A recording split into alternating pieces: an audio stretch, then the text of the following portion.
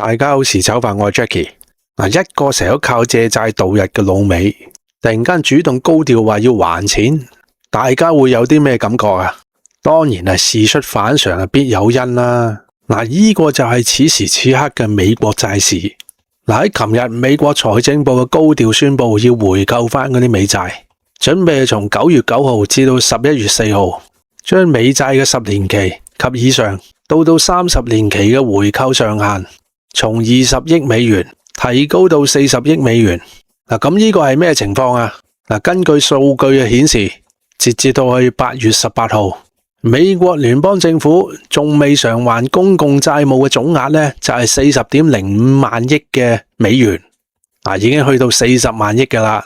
其中公眾持有嘅債務同埋政府部門之間持有嘅債務分別係32.27萬億美元同埋7.78萬億美元，咁所以加埋一齊呢，就係40.05萬億美元。咁呢個消息俾到大家第一個反應係咩啊？就係還債嘅比例啊嘛。美國借咗全球40萬億美元嘅債務，而家貝森特就話要還40億。咁其實係相當於你之前向我借咗4萬蚊美元，但係最後你同我講話還住4蚊美元先啦。咁大家覺得係咪好搞笑啊？但係資本市場呢，就唔係咁樣認為啦。美國財政部回購美債嘅消息一出，咁喺琴日美國30年期國債嘅收益率呢，係應聲下跌，從 5.34% 跌到去 5.19%， 而10年期嘅國債收益率呢，亦都係同時跌咗6個基點，去到 4.66% 嘅。咁嚟到呢度，問題就嚟啦。美國點解突然間想到要回購嗰啲美債呢？或者直接啲講句，美國財政部點解要突然間出手去拯救美債呢？如果話要拯救嘅話，即係話美債係有問題，咁先需要拯救嘅啫。其實就喺近期，美債嘅利率飆升，30年期嘅美債飆升到去 5.3%， 10年期嘅美債更加係飆升到去 5.5%。呢個係咩概念啊？即係話票面價值100蚊嘅債券，4% 嘅美債收益率，意味住有人96蚊呢就賣出去啦，而5% 嘅美債收益率呢，就意味住有人95蚊呢就賣出去啦。即係話個美債收益率越高，個債券嘅價值就會越低，亦即係意味住肯買美債嘅人呢就越嚟越少嘛。即係好似一間二手屋咁樣，個業主係咁不停咁降價，咁先有可能揾到買家噶嘛。正正係呢種情況之下，為咗穩住美債嘅市場，以免個債市冧盤，咁美國財政部呢就唔能夠唔出手相救啦，自己回購翻啲翻嚟，向市場釋放一啲嘅積極信號。喺8月19號，美國財政部公布咗最新一期嘅國際資本流動報告，數據顯示喺2026年6月，中國減持咗259億美元嘅美債，持倉規模係降到去6334億美元。呢一個數據係創下咗自2008年9月以嚟嘅最低水平，同比係下降咗高達13% 嘅。大家要知道喺2013年嘅時候，中國一度係持有 1.32 萬億美元嘅美債，咁喺13年之後嘅今日，中國已經係賣咗超過一半噶啦。其實如果只係中國拋售美債，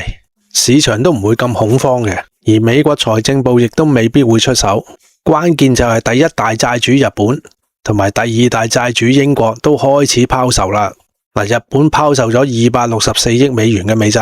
而英國咧拋售咗87億美元嘅美債。咁即係美債前3大債主喺同一時期同埋同一個月都一齊拋售美債。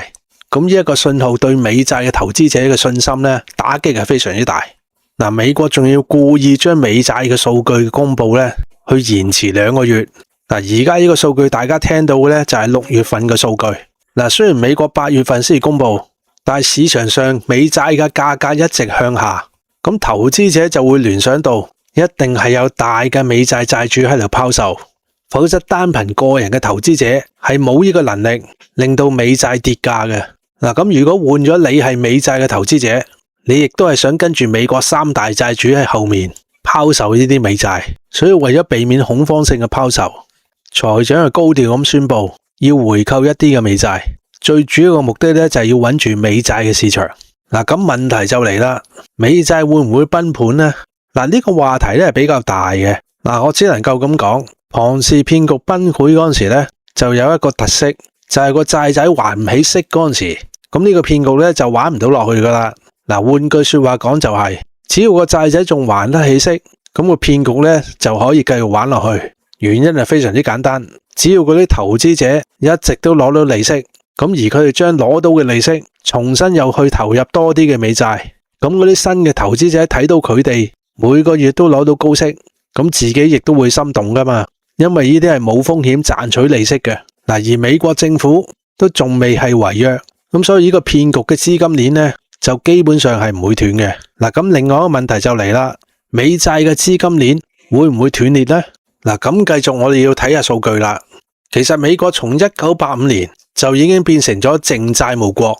喺2017年9月，美債已經係突破咗20萬億噶啦。咁去到2022年1月就突破咗30萬億。嗱，咁去到今年嘅8月咧，就已經係突破咗40萬億嘅大關。嗱，咁喺9年嘅時間，美債嘅增幅係多咗1倍嘅。嗱，咁喺2026年嘅財政年度，美國聯邦政府為咗呢啲咁嘅債務支付嘅利息咧，就係1.039萬億美元。嗱，就係支付呢啲咁嘅利息啊，已經係多過同年美國軍費預算嘅9000億美元噶啦。嗱，一個國家支付債務嘅利息仲多過佢哋嘅軍費。如果呢個情況放喺其他國家，可能嗰個國家嘅貨幣咧早就已經冧咗啦。嗱，美國之所以能夠維持，係因為佢哋能夠印公仔紙。嗱，之前嘅美國有良好嘅國家信譽，同埋有強大嘅軍隊，咁政府可以靠國家信譽嚟借錢，亦都可以靠軍隊嘅威脅買佢嗰啲美債。嗱，如果美國能夠一直咁樣持續落去，美債當然唔會冧啦。但係問題就係美國能唔能夠持續咁樣落去背負咁多嘅債項？嗱，喺美國強大、經濟體量大同埋科技遙遙領先嗰陣時咧，美元當然係好堅挺啦。喺良好嘅國家信譽之下，美國發嘅美債利息好多時都喺1% 到2% 之間。但係而家美債嘅利息飆升，30年期嘅美債利息一度係飆升到去 5.34%。即係話，如果美國繼續咁樣借新債冚舊債嘅話咧，咁所支付嘅利息咧就要翻1到2倍噶啦。而美國國會預算辦公室自己都預測，去到2036年，每一年嘅利息支出咧將會係去到2.1萬億美元嘅。嗱，咁即係話接近一半嘅稅收入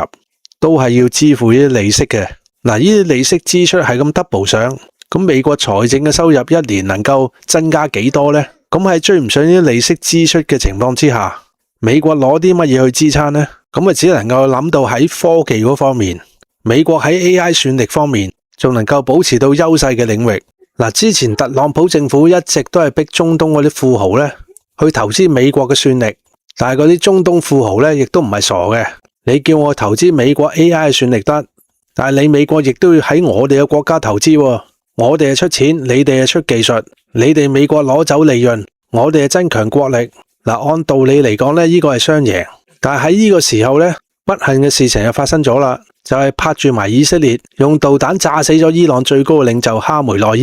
伊，然後伊朗係開始各種嘅報復，將阿聯酋為首嘅美國喺中東各種嘅資產咧就搞到爛晒。咁如果只有美國有能力建立呢個算力嘅中心，咁中東嗰啲國家冇得揀啦。但係天底下仲有一個叫做東方大國，亦都係具有建立算力中心嘅能力，係咪？而且東方大國仲同所有嘅中東國家嘅關係都唔錯，而且東方大國嘅算力大有超越美國嘅趨勢，加埋而家目前伊朗正全力以赴咧，要將美軍趕出中東嘅。嗱，咁喺呢個情況之下，如果換咗你係中東王爺，你會唔會投資喺東方大國嘅算力更加安全呢？嗱，咁去到呢度，大家應該明白點解長鑫科技上咗市之後，另外一間科技公司長江存儲又準備正式提交上市嘅申請呢？嗱，因為呢啲製造算力嘅企業上咗市之後去融資，錢到咗手之後咧就對外擴張，咁所以國家戰略思維咧非常之清晰。嗱，而家美國喺中東推銷算力咧係遇到阻礙，喺美國國內咧同樣都係遇到阻礙嘅。嗱，而家美國民眾咧有個口號叫做 Not in my backyard。照字面解嘅意思呢，就係唔好喺我後院嗰度搞嘢。美國好快呢就要進行呢個中期選舉噶啦。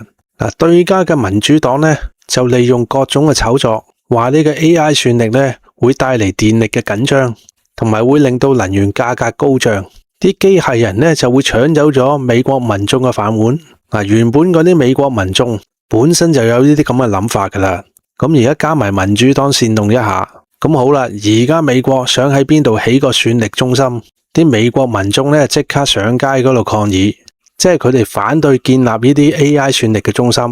喺佢哋嘅地區入邊，因為咁樣呢會影響到佢哋嘅飯碗、電力嘅供應，同埋要支付更高嘅能源價格。咁所以佢哋抗議話 Not in my backyard 就係咁嘅意思啦。咁而家 AI 算力嘅發展俾美國民眾阻撓，喺外邊又俾東方大國競爭，咁喺呢個情況之下，美國喺 AI 算力嘅發展將來肯定會大打折扣。咁美國喺科技嗰度揾錢嘅前途亦都係會變得好暗淡。咁換咗你係投資者，你會唔會覺得美國仲有能力去償還未來10到30年嘅借款呢？咁所以我想問你，你會唔會繼續攞住美國嘅國債，等嗰啲債權國家拋售完之後你先再去拋售呢？